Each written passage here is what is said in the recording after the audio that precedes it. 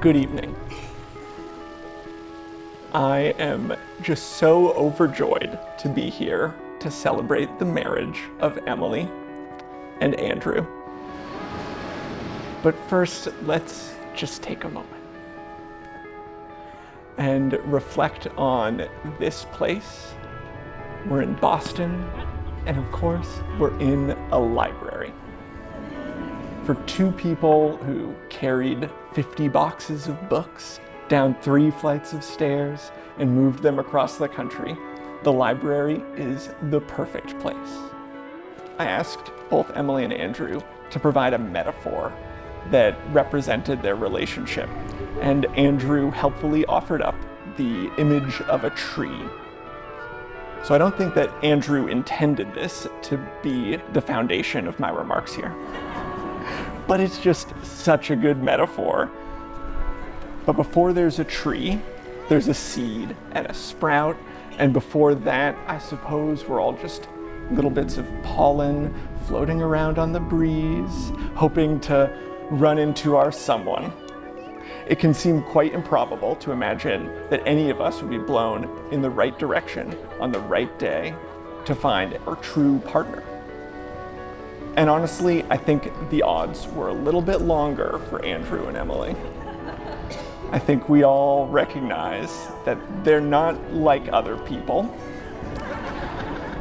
Emily has been an independent person and critical thinker her whole life, always inquiring far more than most.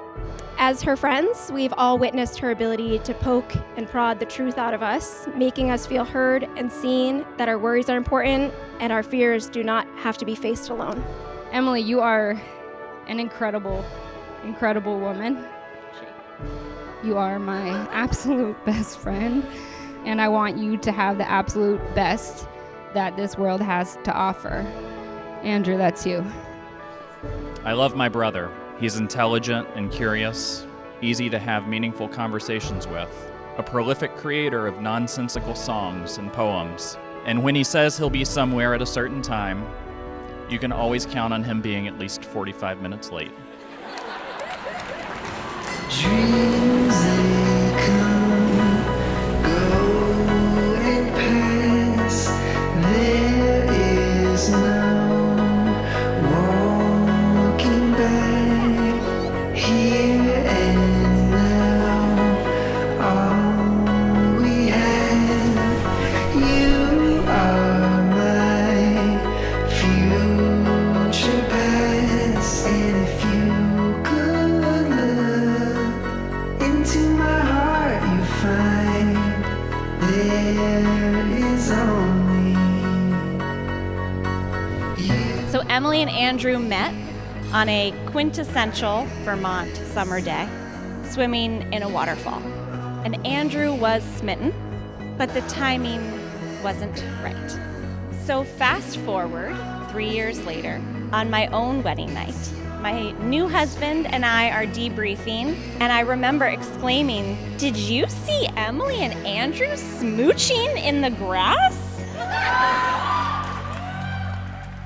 And Steve, very cool, calm, collected, said, "Yeah, and I think they make a lot of sense."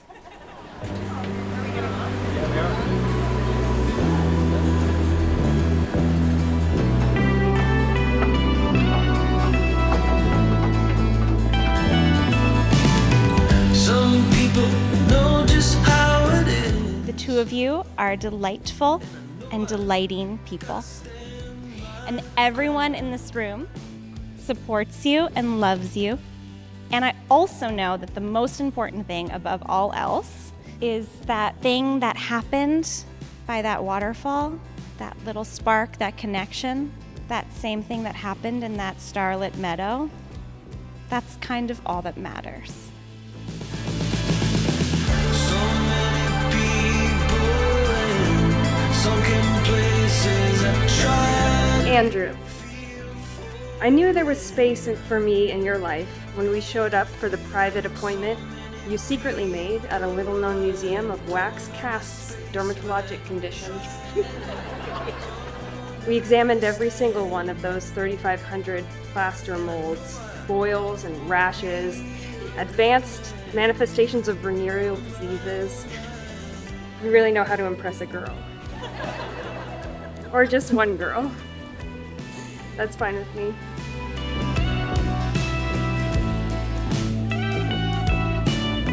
Since that day, you continue to confirm for me that this is the right relationship for me.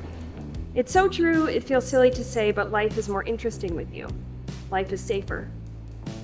I love the evidence of you in our home, spice jars labeled in a careful hand, tiny lists of groceries found beside tiny lists of self-improvement or life goals.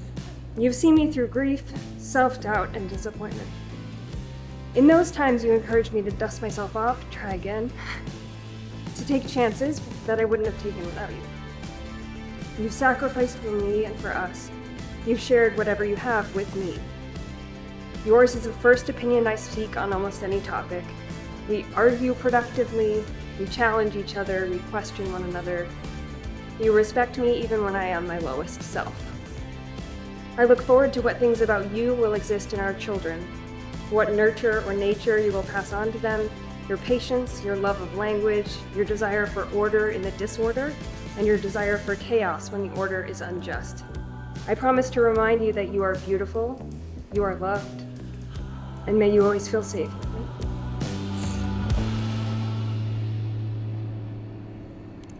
Emily, I am grateful that you make me a better and more attentive person.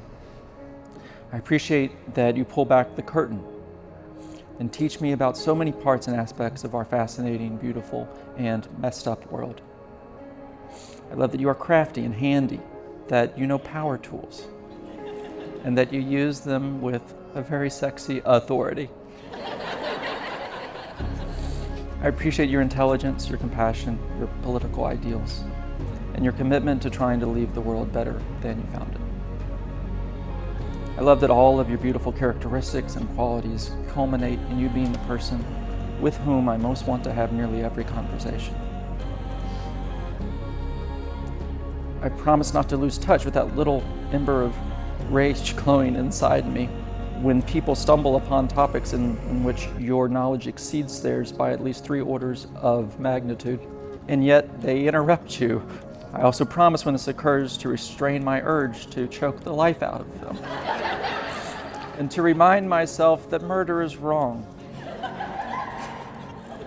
And that I myself have probably done this a time or two, and that you did not murder me. And we are hopefully all the better for it.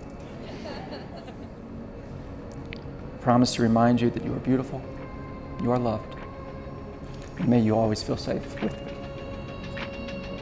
I may now present to you Andrew and Emily, married.